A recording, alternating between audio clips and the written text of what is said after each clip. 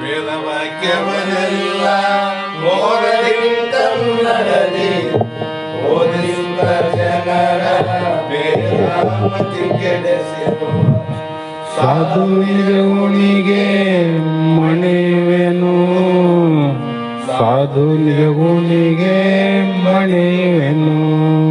ನಿಜವನ್ನರಿಸುವ ಶ್ರೀ ನಿಜ ಗುಣಿಯ ಗ್ರಂಥವನು ನಿಜವಾಗಿ ಪೇಳಿ ನಿಜದೋರ್ಮನ ಮುಣಗಿಸುವ ಸುಜನರ್ಗೆ ನಿತ್ಯ ನಮಿಸುವೆನು, ಸುಜನರ್ಗೆ ನಿತ್ಯ ನಮಿಸುವೆನು. ಶುದ್ಧ ಜೀವರಿಗೆಲ್ಲ ಅದ್ವೈತ ಬೋಧಾದಿ ಶುದ್ಧರನ್ನಾಗಿ ಗೈದಾಸಿ ಜಡಿ ಸಿದ್ಧ ಸಿದ್ಧಾರೂಢರಿಗೆ ನತನಪ್ಪೆ, ಸಿದ್ಧಾರೂಢರಿಗೆ ನತನಪ್ಪೆ.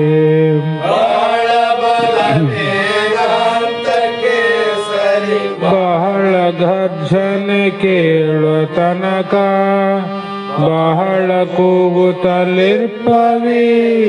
ಶಾಸ್ತ್ರವೆಂಬುವ ನರಿಗಳು.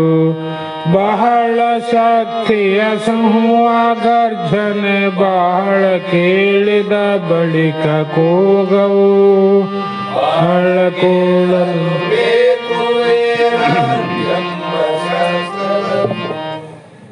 ಓ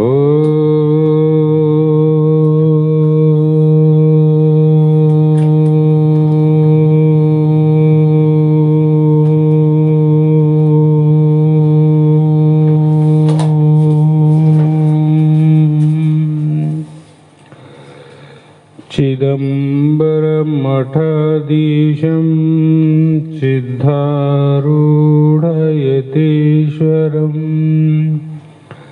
ಶಿಷ್ಯ ಪ್ರಶಿಷ್ಯ ರೂಪೇಣ ಬೋಧಕಂ ಗುರುಮಾಶ್ರಯೇ. ಯದಂಘ್ರಿ ಕಮಲದ್ವಂದ್ವಂ ತಾಪತ್ರಯ ನಿವಾರಕಂ ಶಾಂತೈಕಪದದಂ ದೇವಂ ವಂದೇ ಸಿದ್ಧಾರೂಢಮಹಂ ಭಜೆ, ವಂದೇ ಸಿದ್ಧಾರೂಢಮಹಂ ಭಜೆ. ಸಿದ್ಧ ಸದ್ಗುರುಪಾದಾಬ್ಜಂ ಜನನೇ ಜನಕಸ್ತತಃ ತತ್ವೋಪದೇಶಕರ್ತಾರಂ ನತ್ವಾ ಭಕ್ತಿಪುರಸ್ಸರಂ.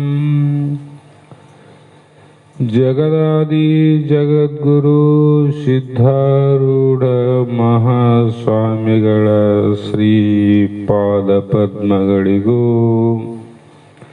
ಆರೂಢ ಜ್ಯೋತಿ ಶಿವಪುತ್ರ ಮಹಾಸ್ವಾಮಿಗಳ ಶ್ರೀಪಾದಗಳಿಗೂ ಶ್ರೋತ್ರಿಯ ಬ್ರಹ್ಮನಿಷ್ಠ ಬ್ರಹ್ಮಲೀನ ಸದ್ಗುರು ಬಸವಾನಂದರ ಚರಣ ಕಮಲಗಳಿಗೂ ಅನಂತ ದೀರ್ಘ ದಂಡ ಪ್ರಣಾಮಗಳನ್ನು ಸಮರ್ಪಿಸುತ್ತ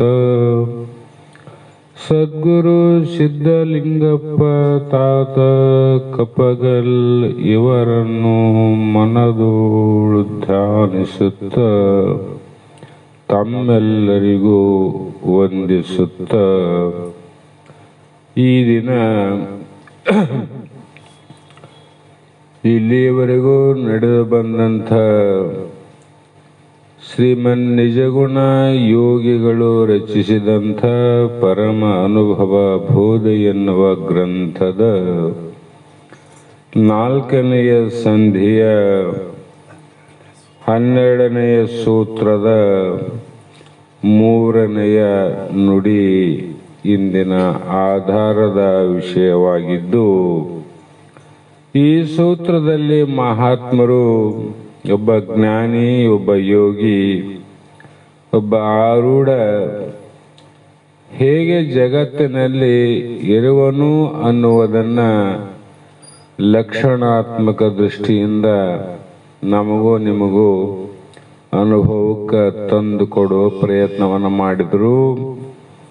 ಆತನಿಗೆ ಜಗವಿದು ಪುಷಿಯೆಂದು ತಿಳಿದ ಆರೂಢನಿಗೆ ಸುಖಾದಿ ದ್ವಂದ್ವ ತತಿಯುಂಟೆ. ಏನು ಸುಳ್ಳಂತಿಳಿದನ ಆರೂಢ?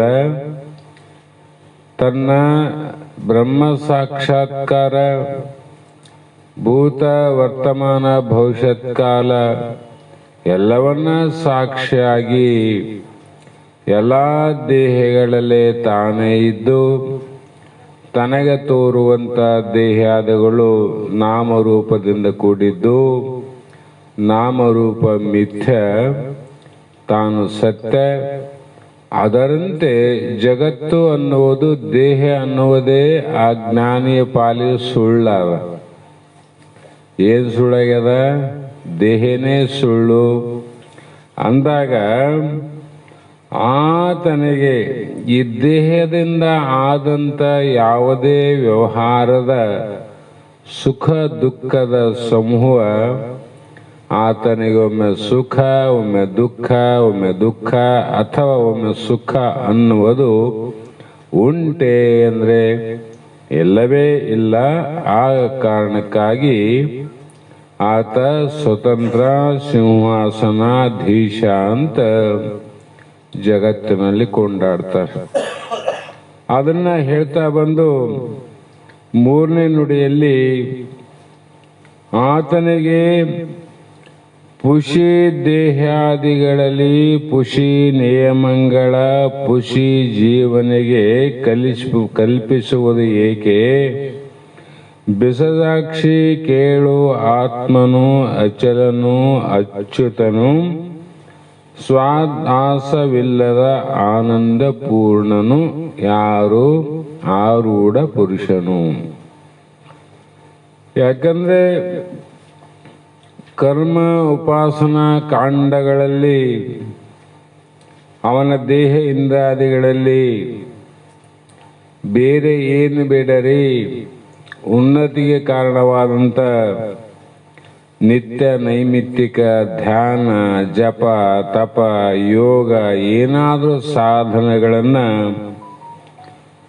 ಮಾಡಬಹುದು ಅಂತಂದ್ರೆ ಅವನ ದೇಹ ಇಂದ್ರಾದಿಗಳಿಂದ ಇವು ಮಾಡಕ್ ಬರ್ತಾವ.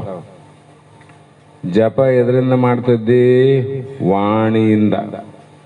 ದೇಹಕ್ಕೆ ಸಂಬಂಧ ಆದಿಲ್ಲ ಬಾಯಿ. ತಪಸ್ಸು ಎದರಿಂದ ಮಾಡ್ತಿದ್ದಿ?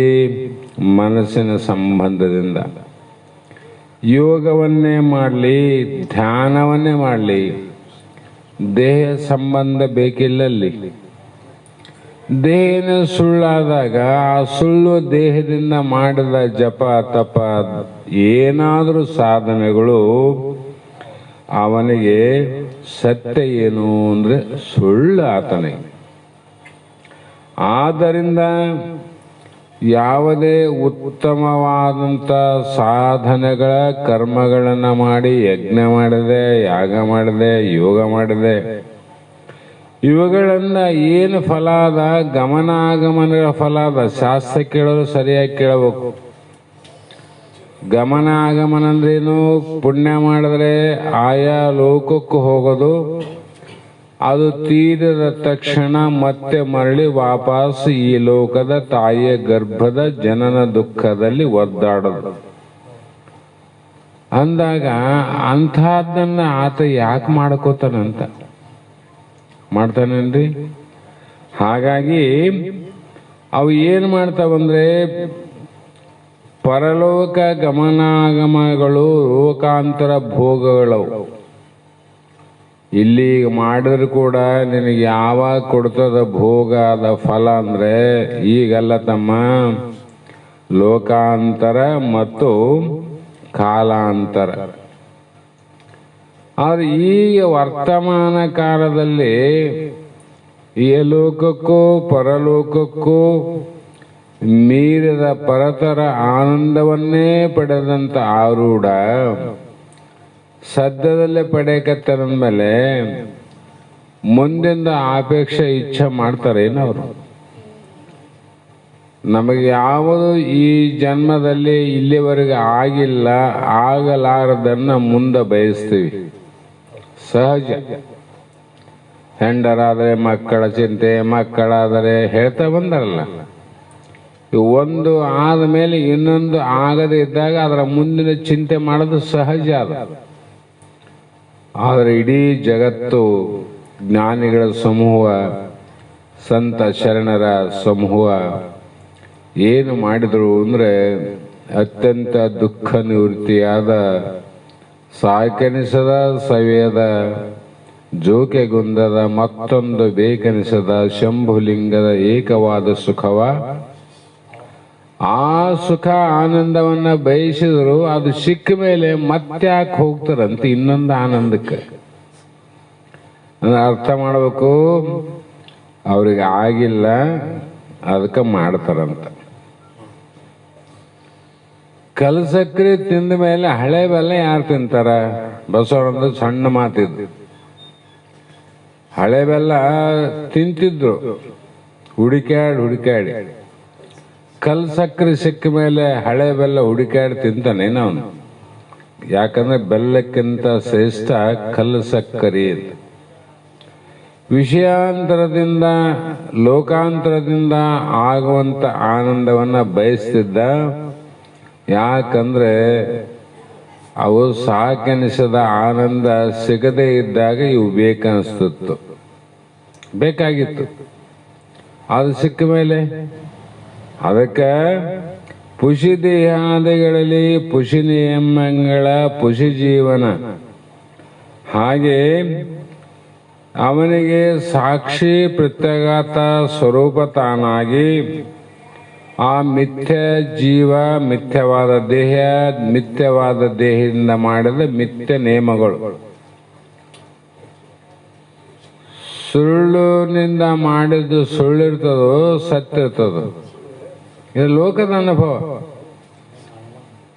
ಸುಳ್ಳಿನಿಂದ ಏನು ಆಗಿದೆ ಅಂದ್ರೆ ಅದು ಸುಳ್ಳೇ ಇರಬೇಕಲ್ಲ. ಮತ್ತೆ ಇಲ್ಲಿ ದೇಹನೇ ಸುಳ್ಳು, ಜೀವನೇ ಸುಳ್ಳು ಅಂದಾಗ ಈ ದೇಹ ಜೀವ ಮಾಡಿದ ಕಾರ್ಯಗಳು ಸತ್ಯ ಆತವೇನು? ಮತ್ತೆ ಜಗತ್ತಿನ ನಡೆದಲ್ರಿ, ನಡೆದದ ಜಗತ್ತಿನಾಗ. ಯಾಕೆ ನಡೆದದ ಅಂದ್ರೆ ಅದು ಪರಂಪರ ಸಾಧನೆಗಾಗಿ ನಡೆದದ್ದೇ ವಿನಃ ಸಾಧ್ಯಕ್ಕಾಗೆಲ್ಲ. ಕರಿಮೆಗಳನ್ನ ಕುರಿತು ಕರ್ಮಕಾಂಡವನ್ನು ಬೋಧ ಮಾಡಿದವು, ಉಪಾಸನೆ ಕುರಿತು ಭಕ್ತಿ ಕಾಂಡವನ್ನು ಬೋಧ ಮಾಡಿದರು. ಯಾವ ಮುಮುಕ್ಷುಗಳಿಗೆ ಜ್ಞಾನ ಕಾಂಡವನ್ನೇ ಬೋಧನೆ ಮಾಡಿ ಕಲ್ಲು ಸಕ್ಕರೆಯಂತ ಸಿಹಿಯನ್ನೇ ಅವರ ಬಾಯಲ್ಲಿ ಕೊಡಲಿಲ್ಲ, ಅವರ ಹೃದಯದಲ್ಲೇ ತುಂಬಿದ್ರು. ಅವರು ಹೃದಯದಲ್ಲಿ ಆನಂದ. ಹಾಗಾಗಿ ಹೀಗೆ ನಾನು ಅಚಲನಾಗಿದ್ದೇನೆ, ಚಲನತ್ವಿಲ್ಲ. ಚಲನ ಅದೇನು? ದೇಹಕ್ಕೆ ಚಲನತ್ವಾದ, ಮನಸ್ಸಿಗೆ ಚಲನತ್ವ, ಪ್ರಾಣಕ್ಕ ಚಲನತ್ವಾದ, ಮತ್ತೆ ಪಾಪ ಪುಣ್ಯಕ್ಕೆ ಕೂಡ ಚಲನತ್ವಾದ. ಪುಣ್ಯ ಪಾಪ ಹೆಂಗ ಚಲನ ಆಗ್ತವ್ರಿ ಅಂದ್ರೆ ಕ್ಷೀಣೆ ಪುಣ್ಯ ಅಂತಿದ್ರೆ ಕಡಿಮೆ ಆಗ್ತಾವ ಅಂದ್ರೆ ಏನ್ ಅರ್ಥ ಆಯ್ತು? ಕಡಿಮೆ ಆಗ್ತಾವ ಅಂದ್ರೆ ಚಲನತ್ವ ಅಂತ. ದೀಪದಾಗ ಎಣ್ಣೆ ಕಡಿಮೆ ಆದಂಗ ಪುಣ್ಯ ಕೂಡ ಕಡಿಮೆ ಆಗ್ತದ, ಭೋಗಿಸಿದಂಗೆಲ್ಲ ಪಾಪನು ಕಡಿಮೆ ಆಗ್ತದ. ಆದ್ರೆ ಆತ್ಮ ನೀನಿದ್ದೆಲ್ಲ, ನೀನು ಹೆಚ್ಚು ಕಡಿಮೆ ಇದ್ದೆ. ನೀನು ಯಾವ ಸಂಬಂಧ ಇಲ್ಲದೆ ಕರ್ಮ ಉಪಾಸನೆಗಳನ್ನ ಆ ಜ್ಞಾನಿ ಮಾಡಬಾರದೇನು ಅಂದ್ರೆ ಮಾಡಂಗಿಲ್ಲ. ಯಾಕಂದ್ರೆ ಈ ಲೋಕದ ಪದಾರ್ಥಗಳಲ್ಲಿ ಹೆಂಗ ದೋಷ ಕಂಡಿವಲ್ಲ. ಈಗ ನಮ್ಮ ಹೆಂಡತಿ ಸಾಯ್ತಾಳ, ನಾನು ಸಾಯ್ತೀನಿ, ಮಗ ಸಾಯ್ತಾನ, ಮುಂದ ಈ ವಂಶದಾಗ ಯಾರ ಹುಟ್ಟಾರ ಎಲ್ಲರೂ ಸಾಯ್ತಾರ. ಮತ್ತೆ ಇವುಗಳಲ್ಲಿ ಸುಖ ಆನಂದ ಆದೇನು? ಹೆಂಡತಿಯಿಂದ ಗಂಡನಿಗೆ ಸುಖ ಇಲ್ಲ, ಗಂಡನಿಂದ ಹೆಂಡತಿಗೆ ಸುಖ ಇಲ್ಲ. ಶಬ್ದ ಸ್ಪರ್ಶ ರೂಪ ರಸ ಏನು ಮಾಡಿದ್ರು ಕೂಡ ಸುಖನೇ ಇಲ್ಲ ನಿನಗ. ಸುಖ ಯಾರಿಗೆ ಆಗ್ಯದ? ಬೇಕಾದಷ್ಟು ಶ್ರೀಮಂತರಿರ್ಬೋದು. ಅದಕ್ಕೆ ಹೇಳಿಲ್ಲ, ಪದ್ಯ ಆಡಲ್ಲ ಮೊನ್ನೆ, ದುಡ್ಡನ್ನ ಗಳಿಸಿ ಏನಾಯ್ತು ಅಂದ್ರಲ್ಲ, ಇರುವ ತನಕ ಗಳಿಸಿದ ದುಡ್ಡ ಸಾಯುವ ತನಕ ತಿಂದಿ ನುಚ್ಚ ಅಂತ. ರೊಕ್ಕ ಕಳಿಸಿದೆ, ನುಚ್ಚು ತಿಂದಿ. ಏನು ಮಾಡಿ ದುಡ್ಡು ಸಾಧನೆ? ಹಾಗಾಗಿ ಒಬ್ಬ ವ್ಯಕ್ತಿ ಒಂದು ಊರಲ್ಲಿ, ನಾವು ದೇವಸೂರಲ್ಲಿ ಶಕ್ತಿನಗರದಾಗ ಒಂದು ಮನೆ ಕಟ್ಟಿಸಿದ್ರೆ ಎಷ್ಟು ಆನಂದ ಪಡ್ತೀವಿ, ಆನಂದ ಆಗ್ತದೆ. ಶ್ರೀಮಂತರಿಗಿಂತ ದೇವಸೂರು, ಶಕ್ತಿನಗರ, ರಾಯಚೂರು ಲೆಕ್ಕಿಲ್ಲ. ಅವರು ಬೆಂಗಳೂರು ಒಂದು, ಬಾಂಬೆ ಒಂದು, ಕಲ್ಕತ್ತಾ ಒಂದು, ಡೆಲ್ಲಿ ಒಂದು, ಹಿಂಗೆಲ್ಲ ಕಡೆ ಮನೆ ಕಡಿಸ್ತಾರೆ ನೋಡ್ರಿ. ಎಲ್ಲ ಕಡೆ ಮನೆ ಕಡಿಸಿ ಎಲ್ಲ ಊರಲ್ಲಿ ಬರೀ ತಿರುಗಾಡೋದಾಯ್ತು, ವಿನ ಮಲಗದಂತೂ ಅವನಿಗೆ ಆಗಲೇ ಇಲ್ಲ. ತಿರುಗಾಡೋದಾಯ್ತಿಲ್ಲ, ಮಲಗದ ಯಾವಾಗ? ಮಲಗೋದಕ್ಕೋಸ್ಕರವಾಗಿಲ್ಲ ಮನೆ ಕಟ್ಟಿದ್ದು, ತಿರುಗಾಡಕ್ಕೆ ಮನೆ ಕಟ್ಟಿವನು. ಮಲಗದಕ್ಕಂತ ಮನೆ ಕಟ್ಟಿವಿ, ಬರೀ ತಿರುಗಾಡಕತ್ತೀವಿ. ಸುಖ ಹೆಂಗಾಗ್ತದ? 1000 ಚೀಲ ಧಾನ್ಯಗಳು, 100 ಚೀಲ ಧಾನ್ಯಗಳು ನಮಗೆ ಬೆಳಿತಾವ ಅಂದ್ರೆ ನಾವು ಭಾಳ ಶ್ರೀಮಂತರು ಅಂತ ಹೇಳ್ತೀವಿ. ನಾವು ತಿಂಬೋದೆಷ್ಟು? ಒಂದು ಹಿಡಿ ಕಾಳು. ಒಂದು ಹಿಡಿ ಕಾಳು ತಿಂದ್ರೆ ಹೊಟ್ಟೆ ತುಂಬ ಹೋಗ್ತದೆ. ಮತ್ತೆ ಎದರಲ್ಲಿ ಆನಂದ ಆದ ಅಂತ ತಿಳ್ಕೊರಿ. ನಮಗ ಬೇಕಾದದ್ದು ಎಷ್ಟಾದ ಅಷ್ಟು ಸಿಕ್ಕಲ್ಲೇ ಆನಂದ ಅದ. ಐಶ್ವರ್ಯದಾಗ ಎಷ್ಟು ತುತ್ತ ಅನ್ನ, ನೀರಿಡಿಕೆ ಆದಾಗ ಬೊಗಸೆ ನೀರು ಆನಂದ ಕೊಟ್ಟದಿಲ್ಲ. ಮತ್ತೆ ಇವು ಬಹಳ ಆದವು ಅಲ್ರಿ, ಬರೀ ತಿರುಗಾಡ ದುಃಖ ಕೊಟ್ಟು ಆನಂದ ಯಾವಾಗಾಯ್ತು ನನಗೆ? ಹಾಗಾಗಿ ಇಲ್ಲಿ ಏನು ಪದಾರ್ಥ ಅವ ಇವೆಲ್ಲ ದೋಷದಿಂದ ಕೂಡವೆ. ಯಾಕಂದ್ರೆ 6 ರೋಗ ಅವ: ಅಸ್ಥಿತೆ, ಜಾಯತೆ, ವರ್ಧತೆ, ಪರಿಣಮತೆ, ಅಪಕ್ಷಯತೆ, ವಿನಶ್ಯತೆ. ಎಷ್ಟು ವಿಕಾರದಿಂದ ಕೂಡಿ ಏನಾಯ್ತು ಅಂದ್ರೆ ಕೊನೆಗೆ ನಶ್ವರವಾಗಿ ಹೋಗ್ಬಿಡ್ತು ನೋಡಿ. ಇದೇ ಪ್ರಕಾರ ಆರುಡನಿಗೆ ಯಜ್ಞ, ಯಾಗ, ಜಪ, ತಪ, ಸಾಧನೆಗಳಿಂದ ಲೋಕಾಂತರದಲ್ಲಿ, ಈ ದೇಹ ಬಿಟ್ಟು ಮುಂದಿನ ಕಾಲಾಂತರದಲ್ಲಿ ನಿನಗೇನು ಭೋಗ ಅವಲ್ಲ, ಅವು ಕೂಡ ಈ ಲೋಕದ ಭೋಗಗಳಲ್ಲಿ ಎಷ್ಟು ದುಃಖ ಅದ ಅಷ್ಟೇ ಕಷ್ಟ ಅದಲ್ಲಿ. ಏನ್ರಿ ಅಲ್ಲಿ ದೋಷ? ಸಾತಿಶಯ, ಕ್ಷಯ, ಪತನ. ಅದನ್ನ ಪಡಿಬೇಕಾಗಿದ್ರೆ ಈ ಲೋಕದಲ್ಲಿ ಏನು 1-2 ಎಕರೆ, 50 ಎಕರೆ ಭೂಮಿ ತಗೊಂಡಷ್ಟು ಸರಳ ಅಲ್ಲ.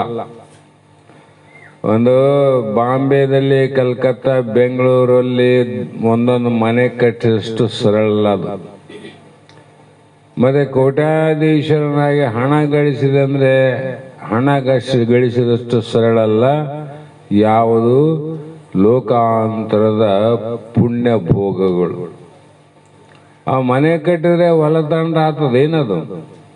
ಅದು ಧರ್ಮದಿಂದ ಆಗದದು, ಧರ್ಮದಿಂದ ಆಗೋದಿಲ್ಲ. ಮತ್ತೆ ಅಂತ ಧರ್ಮವನ್ನ, ಪುಣ್ಯ ಕಾರ್ಯಗಳನ್ನ ಮಾಡ್ಬೇಕ್ರಿ. ಪುಣ್ಯ ಮಾಡಲಾರ್ದ ಆ ಲೋಕದ ಭೋಗ ಎಂದೂ ಸಾಧ್ಯ ಇಲ್ಲ. ಮತ್ತೆ ಕೆಲವು ಮಂದಿ ಹೆಂಗಾತದ್ರಿ, ಪುಣ್ಯಾತ್ಮರು ಊಟ ಮಾಡಿದಂತ ಪ್ರಸಾದ ಎಂಜಲ ಗಂಗಳದಲ್ಲಿ ನೊಣ ಆಗಿ ಬಿದ್ದು ಸಾಯ್ತು ಅಂತ ಬರದಾರ. ಆ ಭೋಗ ಸಿಗೋದಿಲ್ಲ ಅವ್ರಿಗೆ, ನೊಣ ಆಗಿ ಬಿದ್ದು ಒದ್ದಾಡಿ ಸಾಯೋದು. ನಾವು ಬಹಳ ಜನ ತಿಳ್ಕೊಂಡಿವಿ, ಹಸಿದವನಿಗೆ ಅನ್ನ ಮತ್ತು ಹರಿದವನಿಗೆ ಬಟ್ಟೆ, ರೋಗಿಗೆ ಔಷಧ, ಇವೆಲ್ಲ ಕೊಡುವುದು ಪುಣ್ಯ ಅಂತ ನಾವು ಅನ್ಕೊಂಡಿವಿ, ಸಹಜ. ಮತ್ತೆ ಇಲ್ಲೇ ಪುಣ್ಯ ಆದರೆ ಕೊಡಬೇಕು ಉತ್ತಮಂಗೆ ಮಗಳಂ ಸತ್ವಾತ್ಮಕ ದಾನ ಅಂತೇಳಿ, ಅದಕ್ಕೆ ಏನು ಅನ್ಬೇಕು? ಅಂತಾರಂತ ಹೋಗ್ಬೇಕಿಲ್ಲಂತಲ್ಲ, ವಿಚಾರ ಮಾಡ್ಬೇಕಲ್ಲ. ಅದಕ್ಕೂ ಪುಣ್ಯ ಅಂದ್ರು, ಇದಕ್ಕೂ ಪುಣ್ಯ ಅಂದ್ರು. ನಾವು ಭಾಳ ಮಂದಿ ನಾವೆಲ್ಲ ಭಾಳ ಮಂದಿಗೆ ಬಡವರಿಗೆ ಬಗ್ಗರಿಗೆ ಅವ್ರಿಗೆ ಇವರಿಗೆ ಮಸ್ತ್ ಕೊಟ್ಟಿವಿ, ನಾವು ಭಾಳ ಮಾಡಿವಿ ಅಂತ ನಮಗೆ ಬರ್ತಾವಲ್ಲ ಸಂಶಯ. ಅದಕ್ಕೆ ವಿಚಾರ ಮಾಡ್ಬೇಕು. ಯಾವಾಗಲೂ ಸಂಶಯ ಬಂದಾಗ ವಿಚಾರಕ್ಕೆ ಹೋಗ್ಬೇಕು. ಈಗ ಹಸಿದವರಿಗೆ ಅನ್ನ ಔಷಧ ಬಟ್ಟೆ ಕೊಡಬಾರ್ದಂತ ಅರ್ಥ ಅಲ್ಲ, ಕುರುಡ ಕುಂಟನಿಗೆ ಅನ್ನ ಕೊಡಬಾರ್ದಂತ ಅರ್ಥ ಅಲ್ಲ. ಅವರಿಗೆ ಮಾಡಿದ್ದು ಕರುಣೆ ವಿನ ಅದು ಪುಣ್ಯ ಆಗೋದಿಲ್ಲ. ಕರುಣೆ ಅವ್ರ ಮೇಲೆ ಕರುಣೆ, ಪಾಪ ಇರಲಿ ದಯಾಳತ್ವದಿಂದ ಕೊಡೋದದು ಅಷ್ಟೇ ವಿನ ಅದು ಮಾರ್ಪಾಡಾಗಿ ಪುಣ್ಯ ಆಗೋದಿಲ್ಲ. ನೋಡ್ರಿ, ಇಲ್ಲಿ ನೀ ಬೆಟ್ಟದಷ್ಟು ಮಾಡು, ಅಲ್ಲಿ ಸತ್ಪಾತ್ರಕ್ಕಂತ ಇಟ್ಟಾರ ಅವರು. ಮತ್ತ ಧರ್ಮ ಯಾವಾಗ ಆತದ್ರಿ ಅಂದ್ರೆ ಅದು ಕರುಣೆ ಆಯ್ತು, ಇದು ಧರ್ಮ ಆತದ ಮುಮುಕ್ಷುಗಳಿಂದ ಪ್ರಾರಂಭ. ಯಾರು ಈ ಜಗತ್ತಿನಲ್ಲಿ ಜನ್ಮವನ್ನು ಎತ್ತಿ ಮೋಕ್ಷದ ಅಪೇಕ್ಷೆಯನ್ನು ಇಟ್ಟುಕೊಂಡಂತ ನಿಜವಾದ ಮುಮುಕ್ಷುಗಳಾರ, ಅಂತ ಮುಮುಕ್ಷುಗಳಿಂದ ಅಲ್ಲಿ ಮುಂದ ಮುಮುಕ್ಷಿ, ಅಭ್ಯಾಸಿ, ಅನುಭವಿ, ಆರೂಢರಾದಂಥ ಜ್ಞಾನಿಗಳಿಗೆ ಏನನ್ನ ಮುಟ್ಟಿತ್ತು ಅಂದ್ರೆ ಅದೇನದ ಧರ್ಮ ಆಯ್ತು ನೋಡ್ರಿ. ಆ ಧರ್ಮ ಏನ್ ಮಾಡ್ತಂದ್ರೆ ಸ್ವರ್ಗ ಲೋಕಕ್ಕೆ ನಿಚ್ಚಣಿಕೆ ಆಗ್ತದೆ. ಮನೆಗೆ ಏರ್ಬೇಕಾದ್ರೆ ನಿಚ್ಚಣಿಕೆ ಬೇಕು, ಲಿಫ್ಟ್ ಬೇಕಲ್ಲ. ಸ್ವರ್ಗ ಲೋಕಕ್ಕೆ ಯಾವ ನಿಚ್ಚಣಿಕೆ ಹಚ್ಚುತ್ತಿದ್ದಿ, ಎಷ್ಟು ಲಿಫ್ಟ್ ಆಗ್ತದೆ, ಲಿಫ್ಟ್ ಹೋಗ್ತಾವನಲ್ಲಿ. ಅದೇನ್ ಮಾಡ್ತದ ಪುಣ್ಯ, ಅದು ಕರ್ಕೊಂಡು ಹೋಗ್ತಾನ ಅಲ್ಲಿ ಲೋಕಕ್ಕೆ. ಅಲ್ಲಿ ಹೋಗಿ ಇಳಿಸಿಬಿಡ್ತದ. ಅಲ್ಲಿ ಹೋದ್ಮೇಲೆ ಏನ್ ಮಾಡೋದು ಬೇಕಾಗಿಲ್ಲ, ಅಲ್ಲಿ ಇದ್ದದ್ದೇ ತಿನ್ಬೇಕಲ್ಲ. ಅಲ್ಲಿ ಹೋಗೋದಕ್ಕೆ ಮೆಟ್ಟಿಲಿದು, ಭೋಗಕ್ಕಲ್ಲ. ಭೋಗ ಮೊದಲೇ ಅವ. ನೀವು ಹೋದ್ಮೇಲೆ ಏನ್ ಮಾಡ್ತಾರೆ ಏನು ಭೋಗ? ಭೋಗ ಮೊದಲೇ ಅವ. ಅಲ್ಲಿ ಲಗ್ನದಾಗ ನಾಳೆ ಲಗ್ನ ಇರ್ತಾವ ಎಲ್ಲಿಯಾದ್ರು. ಲಗ್ನಕ್ಕೆ ಹೋದ್ಮೇಲೆ ನೀವು ಬಂದಾರಂತ ಆಗ ಮಾಡಿ ನೀಡ್ತಾರೆ ನಿಮ್ಗೆ. ಮಾಡಿರ್ತಾರೆ, ಬಂದವರು ಉಂಡು ಹೋಗ್ತಾರೆ ಅಷ್ಟೆ. ಯಾರು ಅಲ್ಲಿ ಬಂದವರು ಉಂಡು ಹೋಗ್ತಾರೆ, ಬರ್ಲಾದವ್ರು ಉಣ್ತಾರೆ ಏನು? ಬಂದವರು ಉಣದು ಹೋಗೋದಷ್ಟೇ. ಅದಂತೆ ಸ್ವರ್ಗ ನರಕಾದಿಗಳು ಭೋಗ ಅಷ್ಟೇ. ಇಲ್ಲಿ ನಾವು ತಿಳ್ಕೋಬೇಕು, ಧರ್ಮ ಏನು ಮಾಡಿತು ಅಂದ್ರೆ ಅದು ನಮ್ಮನ್ನ ಕರ್ಕೊಂಡು ಹೋಗುವಂತ ಸಾಧನ. ಅಲ್ಲಿ ಹೋದ್ಮೇಲೆ ಅಲ್ಲೇನದ ಅದನ್ನ ಉಣ್ಣೋದು ಕುಂದ್ರದಪ್ಪ ಅಷ್ಟೆ. ಹಾಗಾಗಿ ಅದಕ್ಕೆ ಏನು ಹೇಳಿದ್ರು, ಜ್ಞಾನಿಗಳಿಗೆ ಮಾಡಿದ್ದು ಧರ್ಮ ಆಗ್ತದ. ಆ ಧರ್ಮ ಅನ್ನಂಥದ್ದು ನಿನ್ನ ಉನ್ನತವಾದಂಥ ನಿನ್ನ ಸ್ವರೂಪ ಸಾಕ್ಷಾತ್ಕಾರಕ್ಕೆ ಕರ್ಕೊಂಡು ಹೋಗ್ತದ. ಹೋದ್ಮೇಲೆ ಅಲ್ಲಿ ಏನಾದ್ರಿ ಬ್ರಹ್ಮಾನಂದ ಅದ, ಆನಂದಗೆ ಇರೋದಪ್ಪ ಅಷ್ಟೇ. ಆನಂದ ನೀವು ಹೋದ್ಮೇಲೆ ತಯಾರು ಮಾಡ್ತಾರೆ ಬ್ರಹ್ಮಾನಂದ. ಮೊದಲೇ ಅದ, ಹೋಗ್ಯಾರ ಮುಟ್ಬೇಕಾಗ್ಯದ. ಜಾಗಕ್ಕೆ ಹೋಗೋದು ಇದು ಮಾಡ್ಬೇಕು ನಾವು. ಇದು ಸಾಧನ. ಮೋಕ್ಷಕ್ಕೆ ಹೋಗ್ಬೇಕಾದ್ರೆ ಇವು 3 ಮೆಟ್ಲು: ಶ್ರವಣ, ಮನನ, ನಿಧಿಧ್ಯಾಸನ. ಇವು 3 ಮೆಟ್ಟಲು ಹತ್ತಿ ಹೋಗ್ಬೇಕು. ಹಾಗಾಗಿ ಇಲ್ಲಿ 3 ದೋಷಗಳಿಂದ ಕೂಡಿದ ಇದನ್ನ ತಾನು ಇವುಗಳ ಭಯ ಇಲ್ಲ ನೋಡವನಿಗೆ. ಏನು ಭೋಗ ತಪ್ತದನ್ನೋ ಭಯ ಇಲ್ಲ, ಭೋಗದ ಅಪೇಕ್ಷೆ ಇಲ್ಲ. ಯಾಕೆ? ಇವೆಲ್ಲ ಕ್ಷೀಣೆ ಪುಣ್ಯ ಅಂದಾಗ ತಾನು ಭಯವಿಲ್ಲದವನು, ಪೂರ್ಣ ಆನಂದನು ಇದ್ದೇನೆ ಎಂದು ತಿಳಿದಂತ ಮಹಾಯೋಗೀಶ್ವರನು ಸುಳ್ಳಾದ ಜೀವ ದೇಹಗಳಲ್ಲಿ ಸುಳ್ಳಾದ ನಿಯಮಗಳನ್ನು ಯಾಕೆ ಕಲ್ಪನೆ ಮಾಡಲಿಕ್ಕೆ ಹೋದಾನು? ಕಲ್ಪನೆ ಕೂಡ ಮಾಡಂಗಿಲ್ಲ ಅಂದ್ರೆ ಕಾರ್ಯ ಮಾಡ್ತಾನೆ. ಸತ್ಯ ಅದಲ್ಲ ಮಾತಾತ. ಹಾಗಾಗಿ ಮಿಥ್ಯ ಜೀವನಿಗೆ ಮಿಥ್ಯ ದೇಹಾದಿಗಳಲ್ಲಿ ಮಿಥ್ಯ ನಿಯಮಗಳನ್ನು ಕಲ್ಪಿಸುವುದು ಯಾನು ಪ್ರಯೋಜನ ಇಲ್ಲ. ಜೀವ ಸುಳ್ಳಾನ, ದೇಹ ಸುಳ್ಳಾನ. ಆ ಸುಳ್ಳಾದ ದೇಹದಿಂದ ಮಾಡಿದ ನಿಯಮನೂ ಸುಳ್ಳ ಅಂದಮೇಲೆ ಅದರ ಫಲನೂ ಸುಳ್ಳಲ್ಲ. ಬೇರಿಲ್ಲ, ಅದಕ್ಕೆ ದಂಟಿಲ್ಲ, ಅದಕ್ಕೆ ಉಣಚೆ ಇಲ್ಲ, ಅದಕ್ಕೆ ಯಾವುದು ಏನು ತೆನೆ ಇಲ್ಲ, ಜೋಳದ ಕಳಿಲಿದ್ದ ಅಥವಾ ಓಸು ಸುಳ್ಳಲ್ಲ. ಹಾಗೆ ಅಂತಹ ಪೂರ್ಣ ಆನಂದ ಸ್ವರೂಪನಾದ ಜ್ಞಾನಿ ಯಾವತ್ತೂ ತನ್ನ ದೇಹಾದಿಗಳನ್ನು ಅಂಗೀಕರಿಸಂಗಿಲ್ಲ. ಮಾಡಬೇಕಂತ ಅವನಿಗೆ ಏನಿಲ್ಲ, ಮಾಡಬಾರದಂತನೂ ಇಲ್ಲ. ಮಾಡಬಾರದಂತನೂ ಇಲ್ಲ ಅನ್ನೋದು ಸಂಶಯವಾಚಕ, ಮಾಡೋದಿಲ್ಲ ಅನ್ನೋದೇ ಸತ್ಯ. ಯಾಕಂದ್ರೆ ಹಿಂದಿನವರಿಗೆ ನಿಯಮ ಕೆಡಿಸಬಾರದು ಅಂತ ಹೇಳ್ಬೇಕಷ್ಟೆ. ಪರಂಪರೆ ಗೊತ್ತಿಲ್ಲವರು ಇದನ್ನು ಬಿಟ್ಟು ಅದನ್ನು ಬಿಟ್ಟು ಉಭಯ ಭ್ರಷ್ಟ ಆಗ್ತಾರೆ. ಆ ಉಭಯ ಭ್ರಷ್ಟತೆ ಪ್ರಾಪ್ತಿ ಆಗಬಾರಂತ ಅಂಗೀಕಾರ ಮಾಡ್ಯಾವ ಅಷ್ಟೇ. ಯಾಕೆ ಮಾಡಕೋತಾರೆ? ಬೆಳೆಸೆ ಹೊಡೆ ಅಂದ್ರೆ ಏನು? ತೆನೆ ಇಲ್ದ ಹಿಂಗೆ ಹೊಡ್ಕೊಂಡ್ ಕುಂದಿರ್ತಾನ ಲುಂಗಿ. ತೆನೆ ಆದಂದ್ರೆ ಹೊಡಿತಾನ, ಅದು ಬೆಳೆಸೆ ಬೀಳ್ತಾವ. ಆ ಬಚ್ಚತನಿಗೆ ಯಾಕೆ ಹೊಡಕೋತಾನ ಅವನು? ಅದಕ್ಕೆ ಫಲ ಇಲ್ಲ ಅಂದಮೇಲೆ ಅದನ್ನ ಯಾಕೆ ಮಾಡಕೋತಾನ? ವಿಚಾರ ಮಾಡಿದ್ರೆ ಫಲ ಆವಂತ ಹೇಳಿದರೆ ಪರಂಪರಾ ಸಾಧನೆಯಿಂದ ಅವನ ಮಲದೋಷವನ್ನು ಕಳೆದುಕೊಂಡು ಆವರಣ ದೋಷವನ್ನು ಕಳೆದುಕೊಂಡು ಸದ್ಗುರುವಿಗೆ ಶರಣಾಗತನಾಗಿ ಆ ಒಂದು ಯಾವ ಮೋಕ್ಷವನ್ನ ಪಡೆಯುವ ಪ್ರಯತ್ನ ಮಾಡ್ತಾನಂತ ಹೇಳ್ತಾರೆ. ಆದ್ರೆ ಆರುಡನಿಗೆ ಏನಿಲ್ಲ ನೋಡ್ರಿ. ವರ ವಿವೇಕದೆ ತನಗನ್ಯವೆನಿಸಿ ತೋರ್ಪ ಶರೀರಾಳಿ ಕಡಿದು ಬಿಸಿಟಿ ಬಿಟ್ಟ ಕರಚರಣದ ತೆರನೆ ಅದರ ಶುಭ ಅಶುಭ ಆಚರಣೆಯಿಂದೇ ನಾನಾ ಫಲ ಉಂಟೆ. ಯಾರಾದ್ರೂ ಪಂಡಿತ ಸಂಶಯ ಮಾಡಂಗಿದ್ರು, ಯಾರಾದ್ರೂ ಜ್ಞಾನಿಗಳು ಇದು ಹೆಂಗಾಗ್ತದ ಅಂತ ಅನ್ನೋರಿದ್ರೆ ಆ ನಿಜಗೊಂಡ್ರು ಒಂದು ದೃಷ್ಟಾಂತ ಕೊಟ್ಟು ಕಡೆಗೆ ಆಗ್ಯಾರ. ನೀವು ಬೇಕಾದ್ರೆ ನಿಮ್ಮ ಮನಸ್ಸಿಗೆ ಒಂದಾಗ ಅರ್ಥ ಮಾಡ್ಕೇರಿ ಅಂತ ಇಟ್ಬಿಟ್ರು. ನೀವು ಮಾಡ್ಕೇರಿ, ಅವ್ರು ಬರ್ದಿಟ್ರಿ ಏನು? ವರ ವಿವೇಕದೇ ತನಗೆ ಅನ್ಯವೆನಿಸಿ ತೋರ್ಪ. ಅವಿವೇಕದಿಂದ ಏನು ಕೈ ನಾನು ಕಾಲು ನಾನು ಹೌದಿಲ್ಲ. ಈಗ ಎಲ್ಲ ಕೈ ನನ್ನ ಕೈಯಲ್ಲಿ ಇಲ್ಲಿ ಕಾಲು ಇದು ಅಂತೀವಿ. ವರ ವಿವೇಕದಿಂದ ಗುಣಮುಖದಿಂದ ಶಾಸ್ತ್ರ ಶ್ರವಣ ಮಾಡಿದ ನಿಮಗೆಲ್ಲರಿಗೂ ಗೊತ್ತದ ಏನು? ಕೈ ನಂದಲ್ಲ, ಕಾಲು ನಂದಲ್ಲ. ಹೌದಿಲ್ಲ? ಕೈಯೂ ನಾನಲ್ಲ, ಕಾಲೂ ನಾನಲ್ಲ. ಕೈ ಕಾಲ ನಾನಲ್ಲ. ಕೈ ಕಾಲು ಅವಯವ ಇಲ್ಲದ ಪರಬ್ರಹ್ಮ ನಾನು ಅಂತ ನಿಮ್ಗೆ ಗೊತ್ತಾಗಿದೆ. ಇದು ವರ ವಿವೇಕ ಅಂದ್ರು.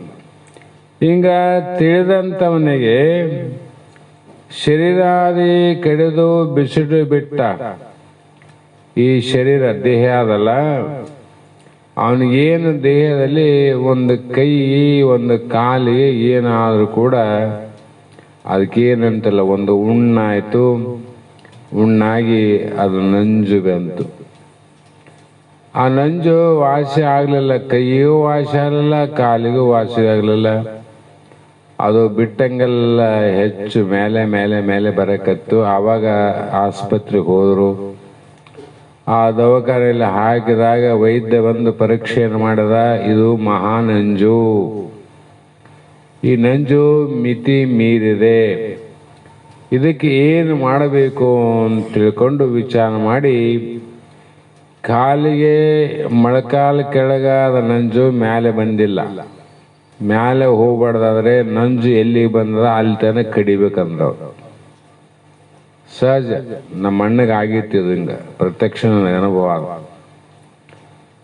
ಆವಾಗ ಕೈಗೇನು ಹೀಗೆ ಅಂದ್ರು, ಆಗಲಂತೂ ಒಪ್ಪಿಕೊಟ್ರು. ಮತ್ತೆ ಅದು ತನಗಿಂತ ಪ್ರಿಯವಾದ ವಿಷಯ ಒಂದುಂಟೆ, ನಮ್ಮ ಮೇಲೆ ನಾವು ಭಾಳ ಪ್ರಾಣ ಉಳಿದ ಸಾಕಂತೀವಿ. ಕೊನೆಗೆ ಪ್ರಾಣ ಉಳಿದ ಸಾಕಪ್ಪ, ನಾನು ಆರಾಮಿರ್ಬೇಕಂತೀನಿ.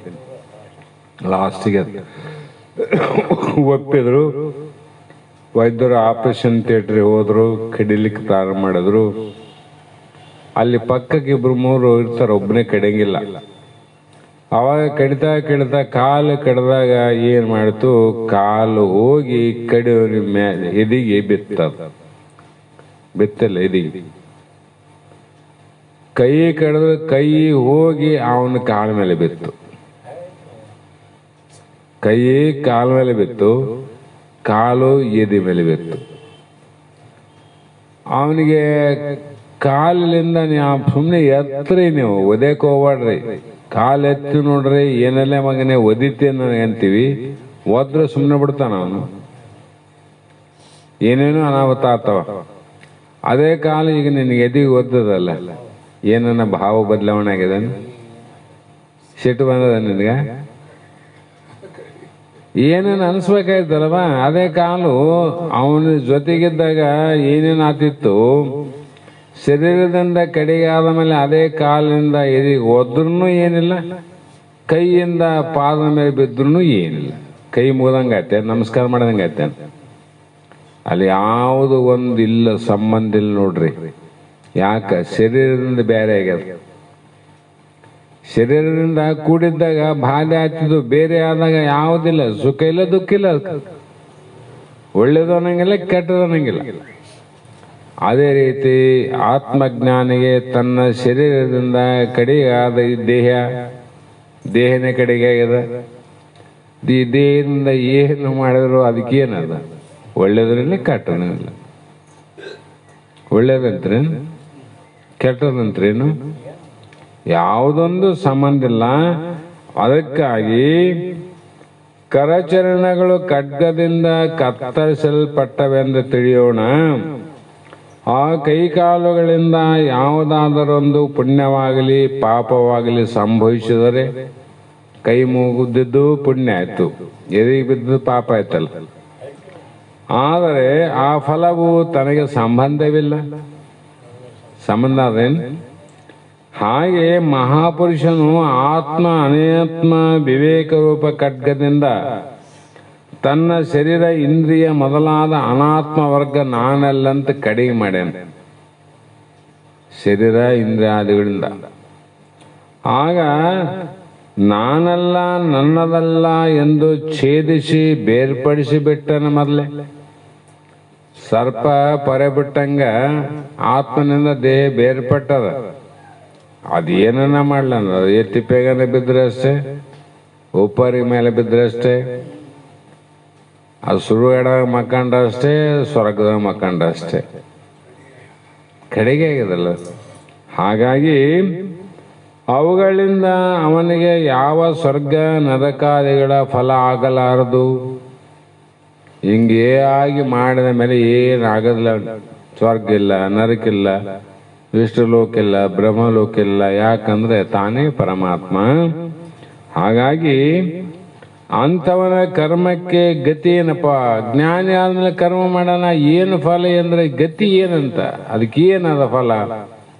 ಅದಕ್ಕೆ ಹೇಳಿದ್ರು, ಒಂದೇ ಅನುಭವದಂತೆ ವ್ಯರ್ಥವಾಗುತ್ತದೆ.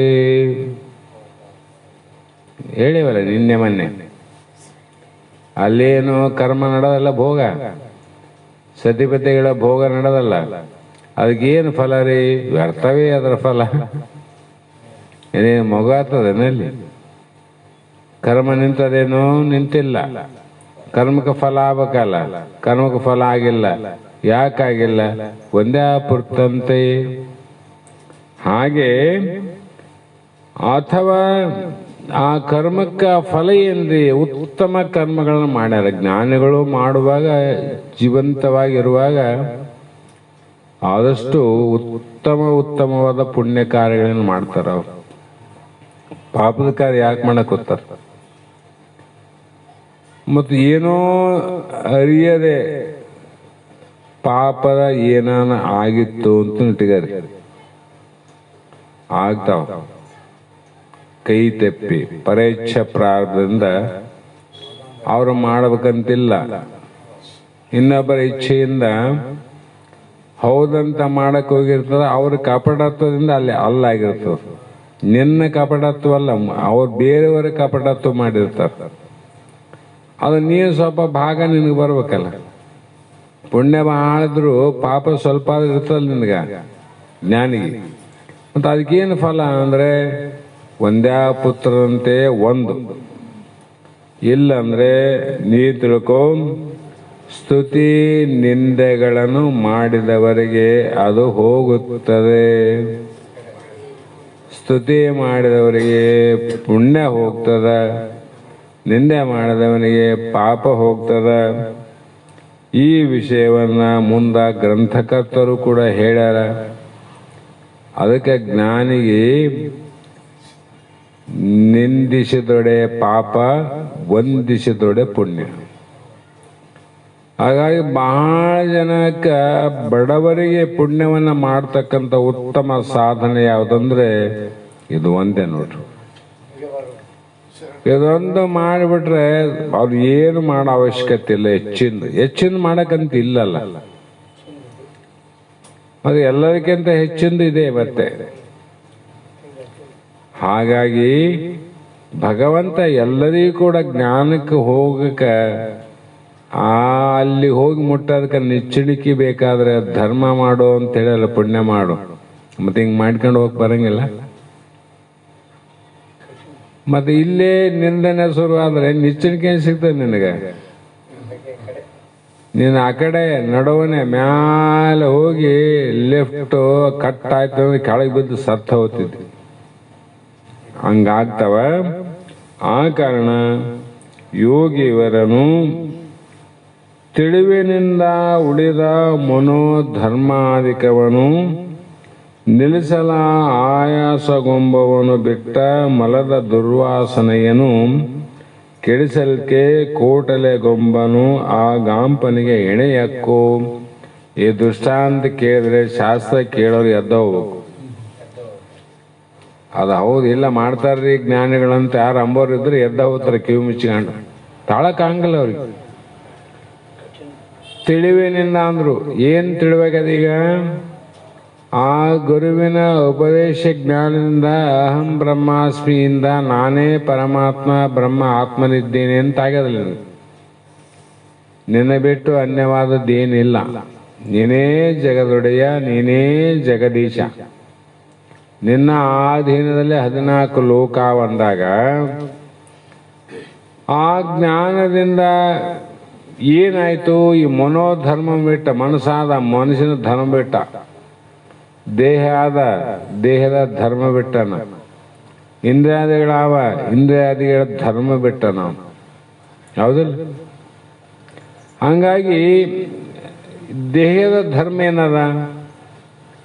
ಹುಟ್ಟದು ಸಾವದದ, ಹುಟ್ಟು ಸಾವು ನನ್ನವಲ್ಲ ಅಂತ ಅದು ಬಿಟ್ಟ. ಅದು ಬಿಡೋದ, ತಿಳಿದು ಬಿಡೋದು ಅಂದ್ರಲ್ಲ. ತಿಳಿಲಾರ್ದ ಬಿಡೋದ ಶಾಸ್ತ್ರ ಕೇಳಿ ಉರ್ಲಾಕ್ಯಬೇಕು, ವಿಷ ಕುಡಿಬೇಕು ಅಷ್ಟೇ. ತಿಳಿಲಾರ್ದಂದ್ರೆ. ತಿಳಿದು ಬಿಡೋದಂದ್ರೆ ಬದುಕಿರಬೇಕು, ನೀ ದೇಹ ಸತ್ತಿರಬೇಕು. ಹಿಂಗೆ ತಿಳಿದು ಬಿಟ್ಟ ಮನಸ್ಸಿನ ಸಂಕಲ್ಪ ವಿಕಲ್ಪ ಇಲ್ಲ, ಅದು ಮನೋಧರ್ಮ ಅಂದ. ಹೀಗೆ ನಿಶ್ಚಯ ನಿರ್ಣಯ ಮಾಡೋದು ಬುದ್ಧಿಯ ಧರ್ಮ ಅಂದ. ಏನಿಂದನದು? ಹಾಗಂದ ಮೇಲೆ ಈ ಪ್ರಕಾರ ಅರಿದಂಥವನು ಈ ದೇಹ ಇಂದ್ರಿಯ ಮನ ಬುದ್ಧಿ ಚಿತ್ತ ಅಹಂಕಾರಗಳಿಗೆ ನಾನು ಬೇರೆಯಾಗಿದ್ದೇನೆ ಅಂತ ತಿಳ್ಕೊಂಡಲ್ಲ. ತಿಳ್ಕೊಂಡ ಮೇಲೆ ಪುನಃ ಮತ್ತೆ ಆ ಧರ್ಮವನ್ನ ಧ್ಯಾನ ಯೋಗಾದಿ ಸಾಧನೆಗಳಿಂದ ಮನಸ್ಸಿನ ಸಂಕಲ್ಪ ವಿಕಲ್ಪವನ್ನ ನಾನು ಮತ್ತೆ ತಡೆ ಹಿಡಿತೀನಿ ಅಂದ್ರೆ ತಿಳಿದು ಬಿಟ್ಟಿಲ್ಲ ಇವನು, ತಿಳಿಲಾರದೆ ಬಿಟ್ಟಾನ ಅಂತ ಅರ್ಥ. ತಿಳಿದು ಬಿಟ್ಟಿಲ್ಲ, ತಿಳಿಲಾರದೆ ಬಿಟ್ಟಾನ. ತಿಳಿಲಾರದೆ ಬಿಟ್ಟಾನಂತ ಹೆಂಗ್ ಹೇಳ್ತೀರಿ? ತಿಳಿದು ಬಿಟ್ಟಾರಂತ ಹೆಂಗ್ ಹೇಳ್ತೀರಿ ಅಂದ್ರೆ ಒಂದು ದೃಷ್ಟಾಂತ ಕೊಟ್ಟು, ತಿಳಿದು ನಾವೇನು ಎಲ್ಲರಿಗೂ ಅನುಭವ ಅದು ಬಿಟ್ಟಿವಿ. ಪ್ರತಿನಿತ್ಯ ಬೆಳಗ್ಗೆ ಮುಂಜಾನೆ ತಂಬಿಗೆ ತಗೊಂಡು ದೂರ ಹೋಗ್ತೀವಿ, ಬಿಟ್ಟಿವಿಲ್ಲ. ಯಾಕ? ಅದು ಕೆಟ್ಟ ದುರ್ವಾಸನೆ ಆದಂತ ಹೋಗಿ ಬಿಟ್ಟ ಮಂದಿ. ಬಿಟ್ಟ ಬಂದ ಮೇಲೆ ಮತ್ತೆ ಹೋಗಿ ಅದ್ರ ಕಡ್ಡಿ ಆಡಿಸ್ತಾರ, ಮತ್ತೆ ಕೈ ಆಡಿಸ್ತಾರ. ಅದ್ರಾಗ ಕೈ ಆಡ್ಸವನ ಅವನು ತಿಳಿಲಾರ ಬಿಟ್ಟಂತ ಹುಡುಗ ನೋಡ್ರಿ, ಹುಡುಗ ಅದು ತಾನು ಬಿಟ್ಟದ್ರೆ ಕೈ ಆಡ್ಸಂತಿರ್ತದ, ಏನೇನೋ ಮಾಡ್ತದ. ಯಾಕ ತಿಳಿಲಾರ್ದ ಬಿಟ್ಟದು, ಅದಕ್ಕೆ ಪುನಃ ಅದ ಕೈ ಆಡಿಸ್ತದ. ತಿಳಿದು ನೀವು ಬಿಟ್ಟಿದ್ದಲ್ಲ, ಅದು ಕಣ್ಣೆತ್ತಿ ನೋಡ್ತಿದ್ದೇನೆ, ಮತ್ತೆ ಕೈ ಆಡ್ಸಕೋತಿದ್ದೆ. ಮತ್ತೆ ತಿಳಿದು ಬಿಟ್ಟಂತ ಜ್ಞಾನಿ ದೇಹಾದಿ ಧರ್ಮಗಳ ನಾನಲ್ಲ, ಮನದ ನಾನಲ್ಲ, ಬುದ್ಧಿ ನಾನಲ್ಲ, ಚಿತ್ತ ನಾನಲ್ಲ ಅಂದಾಗ ಇವುಗಳ ಮಾನ ಅಪಮಾನ ಗೌರವ ಜನನ ಮರಣ ಮನಸ್ಸಿನ ಸಂಕಲ್ಪ ವಿಕಲ್ಪ ಸುಖ ದುಃಖ ಮತ್ತೆ ನಾನಂತ ತನಗಂತ ಅದನ್ನು ವಿಚಾರ ಮಾಡಕ್ ಹೋಗ್ತಾನೆ ಮರಳಿ ಹೋದಂದ್ರೆ ಬಿಟ್ಟ ಮಲವನು ತಾನು ಬಿಟ್ಟ ಮಲವನ್ನ ತಾನೇ ಕೈ ಆಡಿಸಿದಂಗೆ ನೋಡ್ರಿ. ಇದ್ರಾಗ ತಿಳ್ಕಾರಿ ತಿಳಿದು ಬಿಟ್ಟವರು ಹೆಂಗಿರ್ತಾರ, ತಿಳಿಯಾದ ಬಿಟ್ಟವ್ರು ಹೆಂಗಿರ್ತಾರ. ತಿಳಿಲಾರ್ದ ಬಿಟ್ಟವನು ಬಾಲಕನಂಗಿರ್ತಾನ, ತಿಳಿದು ಬಿಟ್ಟವನು ಹಿರಿಯನಂಗಿರ್ತಾನ ನೋಡ್ರಿ, ಹಿರಿಯ. ಹಾಗಾಗಿ ಅದು ಏನಾಗ್ತದ, ಕೈ ಆಡಿಸಿದ್ರೆ ವಾಸನೆ ಕಡಿಮೆದು ಮತ್ತೆ ಹೆಚ್ಚಾಗ್ತದ. ಒಂದಲ್ಲಿದ್ದ ಕೈ ಆಡಿಸಂಗ ಮನೆ ತುಂಬಾದಾಗ ಮನೆ ತುಂಬಾತಲ್ಲ ದುರ್ವಾಸನೆ, ಒಂದೇ ಕಡೆ ಇದ್ದ ಕೆಟ್ಟ ವಾಸನೆ ಮನೆ ತುಂಬ ಆಯ್ತು ನೋಡ್ರಿ. ಹಾಗಾಗಿ ಆದರೂ ಅದನ್ನು ಕಳೆಯುವುದಕ್ಕಾಗಿ ಕಷ್ಟ ಪಡುತ್ತಿರುವ ಮೂರ್ಖನ ಸಮಾನವಾಗಿದೆ. ಅಂತ ಮನೆ ತುಂಬ ಒಂದು ಕಡೆ ಇದ್ದುದು ಮನೆ ತುಂಬ ಮಾಡಿ ಮತ್ತೆ ಅದನ್ನು ಕೆಡಿಸೋಕೆ ಪ್ರಯತ್ನ ಮಾಡಿದರೆ ಮೂರ್ಖ ಅಂತಾರ. ಅದರಂತೆ ಕೃತಕೃತ್ಯನು ಆದ ಜ್ಞಾನಿಯು ಮನೋಧರ್ಮಾದಿಗಳನ್ನು ವಿರೋಧ ಮಾಡುವುದಕ್ಕೂ ಹೋಗುವುದಿಲ್ಲ. ಆದ್ದರಿಂದ ಅವನಿಗೆ ಯಾವ ಕರ್ತೃತ್ವವೂ ಇಲ್ಲ, ಸ್ವೀಕಾರನೂ ಮಾಡಂಗಿಲ್ಲ, ವಿರೋಧನೂ ಮಾಡಂಗಿಲ್ಲ. ಮನಸ್ಸಿನಾಗ ಏನೋ ಒಂದು ಸಂಕಲ್ಪ ಹುಟ್ಟಿದಪ್ಪ, ಹಿಂಗೆ ಮಾಡೇಬೇಕಂತ, ಅದನ್ನು ಸ್ವೀಕಾರ ಮಾಡಂಗಿಲ್ಲ ಜ್ಞಾನಿ. ಮತ್ತೆ ಅದನ್ನ ಎದ್ದುದನ್ನ ಬಿಡಬೇಕಂತ ನಿರಾಕಾರನೂ ಮಾಡಂಗಿಲ್ಲ. ನಿರಾಕಾರಕ್ಕೂ ಸ್ವೀಕಾರಕ್ಕೂ ಸಾಕ್ಷಿಯಾಗಿರ್ತಾರೆ ವಿನ ಅದಕ್ಕೆ ಅದು ಹೆಂಗಾಯ್ತು ಅಂದ್ರೆ ಭಾಳ ಚಲೋ ಆಯ್ತು ಅಂತಾರೆ. ಇದು ಹಿಂಗಾಯ್ತಪ್ಪ ಭಾಳ ಚಲೋ ಆಯ್ತು ಅಂತಾರೆ. ಏನಪ್ಪ ಅದು ಹಂಗಾಯ್ತು, ಭಾಳ ಚಲೋ ಆಯ್ತು, ಹೌದಾ ಇಲ್ಲ? ಹಂಗ ಆ ಭಾವ ಇದ್ದಾಗ ಅವರಲ್ಲಿ ಏನು ಭಾವನೆಗಳೇ ಇಲ್ಲ ಅಂತ ಅರ್ಥವನ್ನು ಮಾಡು ಅಂತ ಹೇಳಿದ್ರು.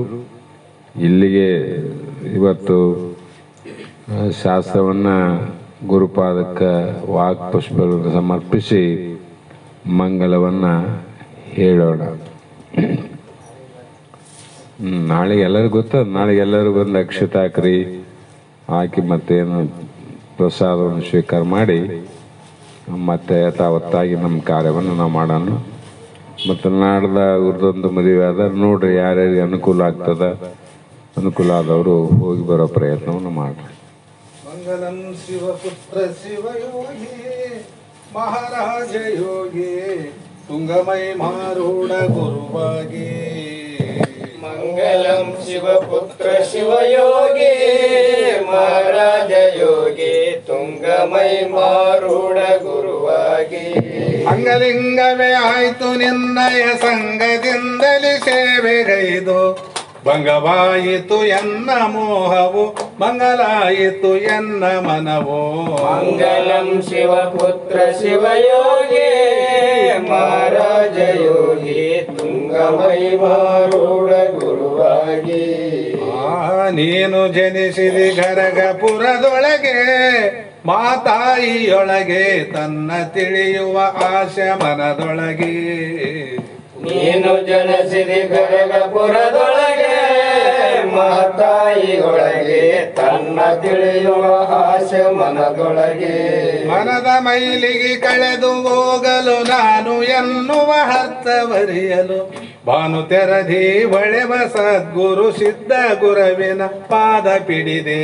ಮಂಗಲಂ ಶಿವಪುತ್ರ ಶಿವಯೋಗಿ ಮಹಾರಾಜ ಯೋಗಿ ತುಂಗಮೈ ಮಾರೂಢ ಗುರುವಾಗಿ. ಬ್ರಹ್ಮನಿರುವನು ಜಗದ ತುಂಬೆಲ್ಲ ಅವನಿಲ್ಲದಿಲ್ಲ ಅಮ್ಮು ನಡೆಯದೆ ತಿಳಿಯ ಕಳವಲ್ಲ. ಬ್ರಹ್ಮನಿರುವನು ಜಗದ ತುಂಬೆಲ್ಲ ಅವನ ನಿಲ್ಲದಿಲ್ಲ ಅಮ್ಮೊನಳಿಯದೆ ತಿಳಿವ ಕಳವಲ್ಲ ಸುಮ್ಮನಾಗದು ತನಗೆ ಮುಕ್ತಿಯು ನೆಮ್ಮಿ ಶ್ರುತಿ ಗುರು ಶಾಸ್ತ್ರ ಯುಕ್ತಿಯು ಬೊಮ್ಮನರೆದು ಧನ್ಯರಾದೆವು ನಮ್ಮ ಗುರು ಶಿವಪುತ್ರ ದಯದಿ ಮಂಗಲಂ ಶಿವಪುತ್ರ ಶಿವಯೋಗಿ ಮಹಾರಾಜ ಯೋಗಿ ತುಂಗಮೈ ಮಾರೂಢ ಗುರುವಾಗಿ ತುಂಗಮೈ ಮಾರೂಢ ಗುರುವಾಗಿ ಓಂ ಚೈತನ್ಯಂ ಶಾಶ್ವತಂ ಶಾಂತಂ ವ್ಯೋಮಾತೀತಂ ನಿರಂಜನಂ ನಾದಬಿಂದು ಕಲಾತೀತಂ ತಸ್ಮೈ ಶ್ರೀ ಗುರವೇ ನಮಃ ಶ್ರೀಮದ್ ಜಗದ್ಗುರು ಸಿದ್ಧಾರೂಢ ಸ್ವಾಮಿ महाराज की जय श्री सद्गुरु शिवपुत्र स्वामी महाराज की जय श्री सद्गुरु बसवानंद स्वामी महाराज की जय श्री सद्गुरु अभिनव निगम महाराज की